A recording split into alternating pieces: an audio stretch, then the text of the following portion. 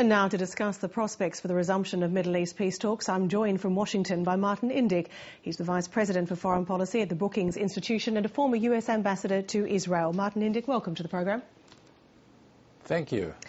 Why has the President, do you think, chosen now to put the focus on the Israeli-Palestinian peace process, a time when really very few people see any prospect of progress? That's correct, and that includes the President himself. You'll notice that he didn't announce that he was dispatching the Secretary of State for a renewed effort or even replacing his special Middle East envoy, George Mitchell, who resigned. So he doesn't think there's much prospect at the moment. The timing actually has more to do with the revolutions going on in the Arab world and the need for the President to frame America's approach. And people seem to forget that the speech on Thursday that he made was really three-quarters about that, and only the residual part was dealing with the Israeli-Palestinian issue. But with the Prime Minister of Israel coming to town the next day and his extraordinary upbraiding of the President in the Oval Office, this became a drama that everybody was focused on, and it's not over yet. We've only seen the second act. The third act will take place today when Benjamin Netanyahu addresses AIPAC, and then the fourth act will be on Tuesday when the Israeli Prime Minister addresses a joint session of Congress, for which he will, in both cases, get resounding applause, prolonged standing ovation. So it's still going to play out. But what's most interesting to me is that the President basically put down some bitter medicine in his Thursday speech by saying that Israel and the Palestinians would need to negotiate a border between them based on the 67 lines with agreed swaps.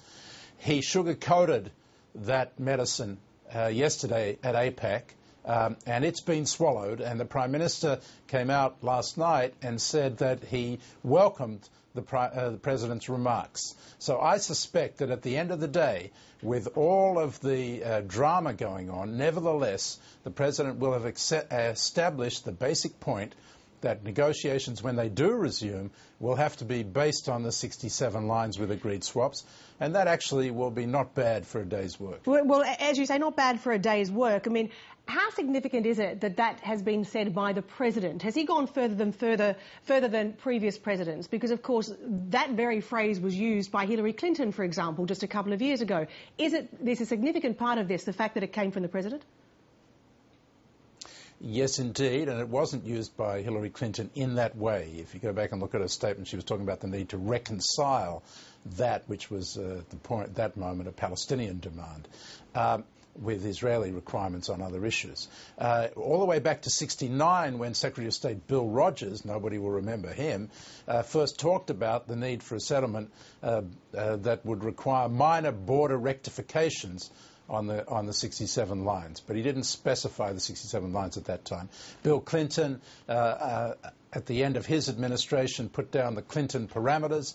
He didn't say 67 lines, but he said that the state would have to be established in 94 to 97% of the West Bank, which means 67 lines minus 3 to 5%, 3 to 4% for swaps.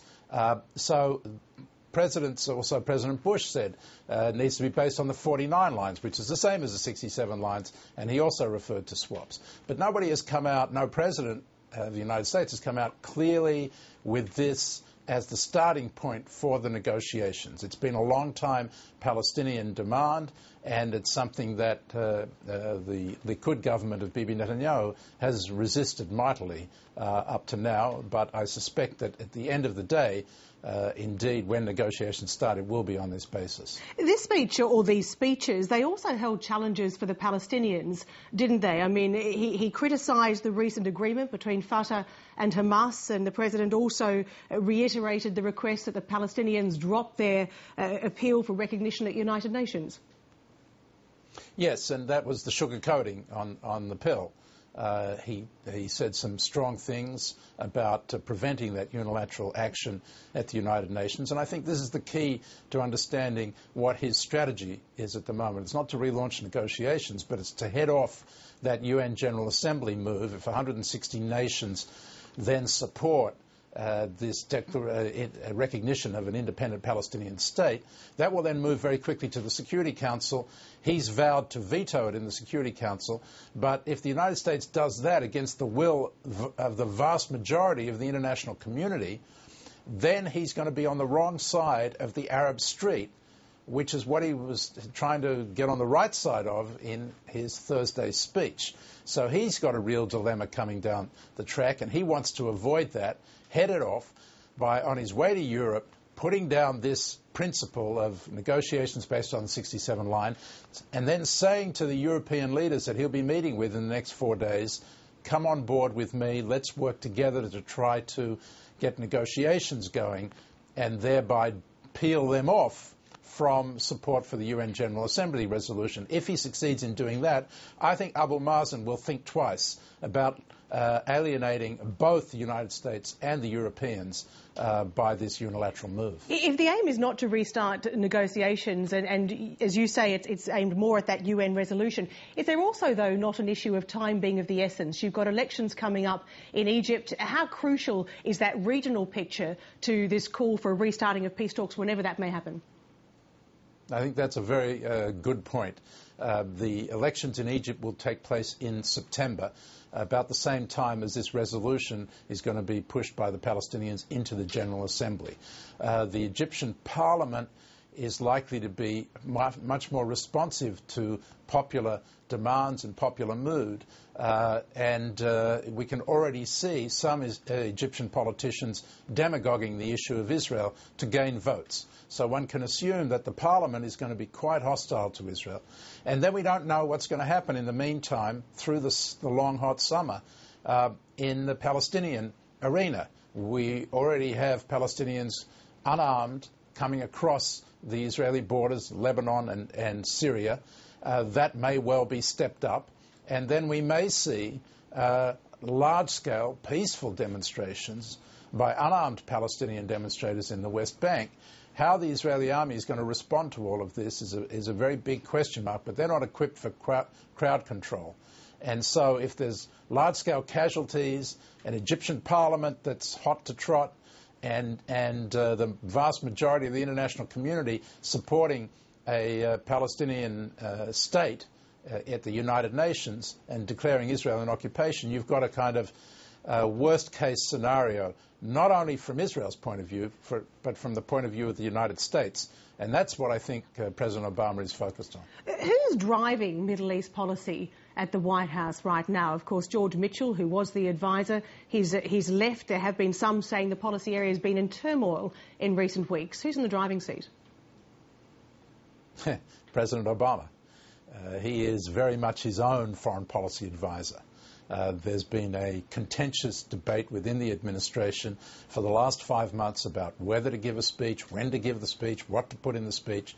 And that debate went on right up until the last moment when the president decided to put the 67 lines in there. There's a lot of attention being focused on my friend and peace partner colleague Dennis Ross.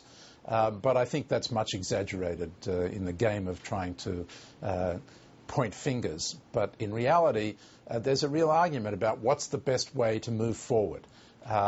Is it with Israel, with the president's arm around Israel, or is it best to beat Israel over the head? And if only Prime Minister Netanyahu would take an initiative, and that's mainly been the quiet game that's been going on for the last 5 months, then the president would get behind that initiative. But Netanyahu's reluctance up to now to take an initiative, and of course he's got good reason, the whole region around him is in turmoil. Fatah just joined with Hamas. Hamas doesn't want a two-state solution and wants to destroy Israel, not make peace with it. So he's hesitating, he's not prepared to move, and the president is saying to him, listen, the house is on fire. We got to work together to put it out, and here's what we need to do.